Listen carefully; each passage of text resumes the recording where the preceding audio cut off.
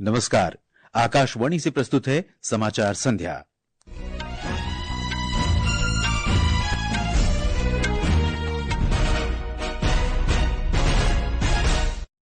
मुख्य समाचार। केंद्रीय मंत्री अमित शाह ने कहा, सरकार ने देश में सहकारिता आंदोलन को विशेष प्रोत्साहन दिया है।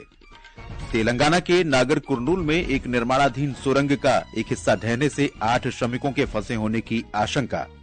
प्रधानमंत्री नरेंद्र मोदी ने मुख्यमंत्री रेवंत रेड्डी को फोन कर हर संभव मदद का आश्वासन दिया। प्रधानमंत्री कल आकाशवाणी पर मन की बात कार्यक्रम में लोगों के साथ अपने विचार साझा करेंगे। भारतीय रिजर्व बैंक के पूर्व गवर्नर शक्तिकांत दास को प्रधानमंत्री का प्रधान सचिव द्वितीय नियुक्त किया गया। टेनिस में भारत के जीवन नेदुनचेझियान और विजय प्रशांत ने पुणे एटीपी चैलेंजर का पुरुष डबल्स खिताब जीता। और हॉकी FIH प्रो लीग में भुवनेश्वर में भारतीय महिलाओं ने जर्मनी को 1-0 से हराया। समाचार संध्या के साथ मैं देवेंद्र त्रिपाठी। केंद्रीय गृह और सहकारिता मंत्री अमित शाह ने कहा है कि सहकारिता क्षेत्र में पिछले 3 वर्षों में केंद्र सरकार के प्रयासों से काफी तेजी आई है। पुणे में जनता सहकारी बैंक के प्लेटिनम जुबली समारोह को संबोधित करते हुए उन्होंने कहा कि मोदी सरकार ने देश के सहकारिता क्षेत्र को नया आयाम दिया है।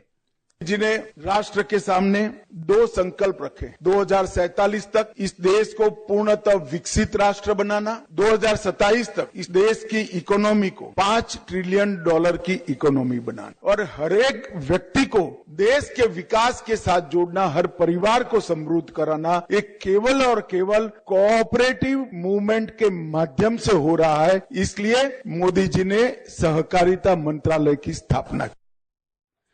केंद्रीय मंत्री ने कहा, सरकार ने देश में सहकारिता आंदोलन को विशेष प्रोत्साहन दिया है।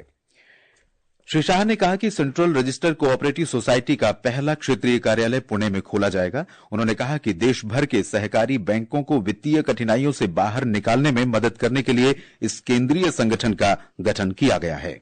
अर्बन कोऑपरेटिव बैंकों के लिए एक अम्ब्रेला संगठन का कई सालों से एक पेंडिंग इश्यू चलता था। परसों ही हमारी एक मीटिंग समाप्त हुई है। मैं एक शुभ समाचार देना चाहता हूं कि एक प्रकार से हमने 300 करोड़ की जमा राशि अम्ब्रेला संगठन में बनाने का, इकट्ठा करने का काम समाप्त कर दिया है। श्री शाह ने सहकारी बैंकों से कामकाज में प्रौद्योगिकी को अपनाने का आग्रह किया। उन्होंने कहा कि सहकारिता क्षेत्र से संबंधित शिक्षा को बढ़ावा देने के लिए सहकारिता विश्वविद्यालय विधेयक लाया जाएगा। इससे पहले केंद्रीय गृह मंत्री ने पुणे में क्षेत्रीय परिषद की 27वीं बैठक की अध्यक्षता की। तेलंगाना के नागर कुर्नूल जिले में सेना की बचाव टीमें उस सुरंग तक पहुंचने वाली हैं जिसकी छत गिरने से 8 मजदूर फंसे हुए हैं। राज्य के सिंचाई मंत्री उत्तम कुमार रेड्डी ने मीडिया को बताया कि श्रमिकों को बचाने के लिए सेना से मदद मांगी गई है और बचाव दल के सुरंग तक जल्द पहुंचने की संभावना है। इस घटना में 10 से अधिक श्रमिक घायल हुए हैं। श्री रेड्डी ने बताया कि सिंगरेनी, कोयला खदान और आपदा प्रबंधन की टीमें पहले से ही घटनास्थल पर मौजूद हैं। उन्होंने कहा कि राज्य सरकार श्रमिकों को सुरक्षित बाहर निकालने के लिए हर संभव प्रयास कर रही है। एक रिपोर्ट। आपदा प्रबंधन दल के नागर कर्नूल जिले के डोमला पेंटा के पास घटना स्थल पर पहुंचने से श्रीशैलम लेफ्ट बैंक नहर सुरंग में फंसे 8 श्रमिकों को बचाने के अभियान में तेजी आ गई है। अधिकारियों के अनुसार सुरंग के अंदर करीब 8 किलोमीटर तक पानी भरा हुआ है। हालांकि उन्होंने बताया कि फंसे हुए लोगों को टनल के अंदर एयर सर्कुलेशन मिलने में कोई दिक्कत नहीं है। फंसे हुए लोगों में एक project engineer, site engineer, 2 machine operator और 4 कर्मचारी शामिल है। अब सभी की उम्मीदें सेना की बचाव टीमों पर टिकी है जो आज रात घटना स्थल पर पहुंच सकती है। हैदराबाद से विजय और लक्ष्मी की रिपोर्ट के साथ समाचार कक्ष से वैष्णवी। इस बीच प्रधानमंत्री नरेंद्र मोदी ने मुख्यमंत्री रेवंत रेड्डी से फोन पर बात कर घटना के बारे में जानकारी ली है। प्रधानमंत्री ने राज्य सरकार को केंद्र की ओर से हर संभव सहायता का आश्वासन दिया है। ये समाचार आकाशवाणी से प्रसारित किए जा रहे हैं। ताजा समाचार जानने के लिए आप हमारे social media handle X @AIR News Hindi को फॉलो कर सकते हैं। ये आकाशवाणी है। प्रधानमंत्री नरेंद्र मोदी कल सुबह 11 बजे आकाशवाणी पर मन की बात कार्यक्रम में देश विदेश के लोगों के साथ अपने विचार साझा करेंगे। ये मासिक रेडियो कार्यक्रम की 119वीं कड़ी होगी। कार्यक्रम का प्रसारण आकाशवाणी और दूरदर्शन के समूचे नेटवर्क, आकाशवाणी समाचार वेबसाइट और news on AIR mobile app पर भी किया जाएगा। इसे आकाशवाणी समाचार, डीडी न्यूज, पीएमओ तथा सूचना और प्रसारण मंत्रालय के यूट्यूब चैनल पर भी सुना जा सकता है। हिंदी प्रसारण के तुरंत बाद आकाशवाणी क्षेत्रीय भाषाओं में मन की बात का प्रसारण करेगा। प्रधानमंत्री मोदी अगले महीने मॉरिशस के 57वें राष्ट्रीय दिवस समारोह में मुख्य अतिथि होंगे। मॉरिशस के प्रधानमंत्री नवीन राम गुलाम ने मॉरिशस की संसद को संबोधित करते हुए कहा कि श्री मोदी जैसे विशिष्ट व्यक्ति की मेजबानी करना सौभाग्य की बात होगी।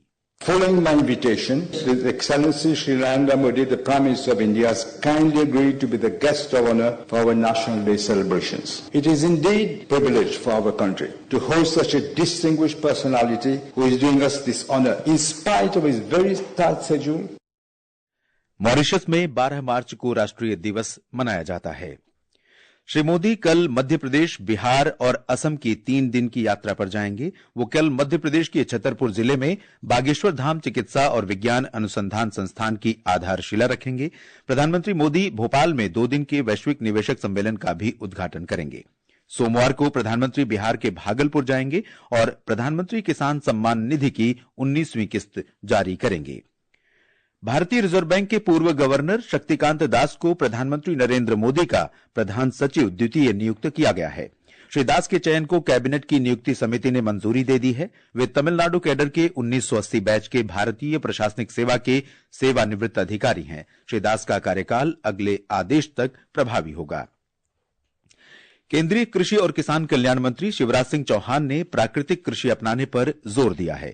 उन्होंने आज हरियाणा के कुरुक्षेत्र में कहा कि प्रधानमंत्री नरेंद्र मोदी ने राष्ट्रीय प्राकृतिक कृषि मिशन शुरू किया है। इसके अंतर्गत राष्ट्रीय स्तर पर एक समिति का गठन किया जाएगा। उन्होंने कहा कि इस मिशन के कार्य जन आंदोलन के रूप में होंगे। उन्होंने कहा कि रासायनिक उर्वरकों के कारण धरती की उपज क्षमता प्रभावित हो रही है। सचमुच में केमिकल फर्टिलाइजर के अनियंत्रित प्रयोग के कारण आज धरती की उर्वरा शक्ति समाप्त हो रही है। मित्र कीट मारे जा रहे हैं और उसके कारण उत्पादित जो अन्न, फल, सब्जियां हैं वो कई रोगों का कारण बन रही है। ये स्थिति अगर नहीं बदली तो आने वाली पीढ़ियां हमें माफ नहीं करेंगी और ये सही समय है कि हम धीरे धीरे ही सही लेकिन प्राकृतिक खेती की तरफ बढ़ें। कृषि मंत्री ने प्राकृतिक कृषि के महत्व पर बल देते हुए कहा कि अगर सही तरीके से इसका इस्तेमाल किया जाए तो उत्पादन बढ़ता है। आज मैं देश के किसानों को पूरे विश्वास के साथ ये कहना चाहता हूँ, ये धारणा गलत है कि प्राकृतिक खेती से उत्पादन घटता है। अगर सही तरीके से प्राकृतिक खेती की जाए उत्पादन घटता नहीं है, अपितु बढ़ जाता है। प्राकृतिक खेती में इंटरक्रॉपिंग के कारण एक नहीं एक साथ गन्ना, गन्ने के साथ सरसों, चना, चने के साथ गेहूं, अलग अलग फसलें ली जा सकती और ये फसलें पूरक होती है। केंद्र सरकार किसानों की मांग को लेकर आज चंडीगढ़ के गांधी राज्य लोक प्रशासन संस्थान में प्रदर्शनकारी किसानों के साथ वार्ता कर रही है। केंद्रीय कृषि और किसान कल्याण मंत्री शिवराज सिंह चौहान इस बैठक की अध्यक्षता कर रहे हैं। बैठक में केंद्रीय मंत्री प्रहलाद जोशी और पीयूष गोयल तथा किसान मजदूर मोर्चा और संयुक्त किसान मोर्चा गैर राजनीतिक के किसान नेता मौजूद हैं। उपराष्ट्रपति जगदीप धनखड़ ने संविधान जागरूकता अभियान के माध्यम से देश की आजादी के लिए दिए गए बलिदानों को याद करने के महत्व का उल्लेख किया है। श्री धनखड़ ने आज महाराष्ट्र में सरस्वती भुवन शैक्षणिक संस्थान में छात्रों को संबोधित करते हुए कहा कि ये पहल युवा पीढ़ी को उनके मौलिक अधिकारों और कर्तव्यों के बारे में जागरूक करने में महत्वपूर्ण भूमिका निभाएगी। उपराष्ट्रपति ने जागरूकता संविधान संहिता कार्यक्रम का भी उद्घाटन किया। पर्यावरण, वन और जलवायु परिवर्तन मंत्री भूपेंद्र यादव ने भविष्य के नेताओं के व्यक्तित्व को आकार देने में निरंतर सीखने, व्यक्तिगत आचरण और दार्शनिक सोच के महत्व पर जोर दिया है। आज नई दिल्ली के भारत मंडपम में school of ultimate leadership soul के लीडरशिप कॉन्क्लेव को संबोधित करते हुए उन्होंने कहा कि नेतृत्व का अर्थ केवल उच्च पद हासिल करना नहीं बल्कि जीवन भर लगातार सीखना, अभिव्यक्त करना और उत्कृष्टता हासिल करना है। ये जो एक्सीलेंस है ये स्वभाव से आता है। आपको स्वभाव में दिल्ली से जम्मू, जम्मू से आसाम, आसाम से कहीं जाना है, आप नियत समय पे तैयार होना, नियत समय पे अपने शरीर को ठीक रखना, अपने भोजन। तो जो अनुशासित चीज है, अनुशासन जो है, उत्कृष्टता जो आती है, ये किताबों से नहीं आती, ये जीवन को धारण करने से आती है। पाकिस्तान में कराची की मलीर जेल से रिहा किए गए 22 मछुआरों को कल सुबह भारत को सौंपने की उम्मीद है। हमारे संवाददाता ने बताया है कि मछुआरों को कल उनकी सजा पूरी होने के बाद जेल से रिहा किया जाएगा। पाकिस्तान द्वारा रिहा किए गए 22 भारतीय मछुआरों में गुजरात के 18 और केंद्र शासित प्रदेश दीव के 3 मछुआरे शामिल हैं। इन 18 में से अधिकतम 15 मछुआरे गिर सोमनाथ जिले के, जबकि 3 देवभूमि द्वारका जिले के हैं। कथित तौर पर पाकिस्तानी जल क्षेत्र में घुसने के बाद पाकिस्तान समुद्री सुरक्षा एजेंसी ने उन्हें पकड़ लिया था। यह सभी मछुआरे सोमवार को अपने वतन लौटने की उम्मीद है। मछुआरों की रिहाई की खबर से तटीय गुजरात में उनके परिवारों में खुशी का माहौल है। गिर सोमनाथ से राजेश भजगोतर के साथ अपर्णा खुंट, आकाशवाणी समाचार, अहमदाबाद। फिलिस्तीनी संगठन हमास ने गजा संघर्ष विराम समझौते के अनुसार 6 इजरायली बंधकों में से 5 को रिहा कर दिया है। बंधक बनाए गए 2 इजरायली लोगों को रफा में, जबकि 3 अन्य बंधकों को नुसरत में मुक्त किया गया। छठा बंधक हिशाम अल सईद है, जो मानसिक विकार से पीड़ित है। उसे हमास ने तकरीबन 10 वर्ष पहले गजा में प्रवेश करने पर बंधक बनाया था। और अब खबरें महाकुंभ से।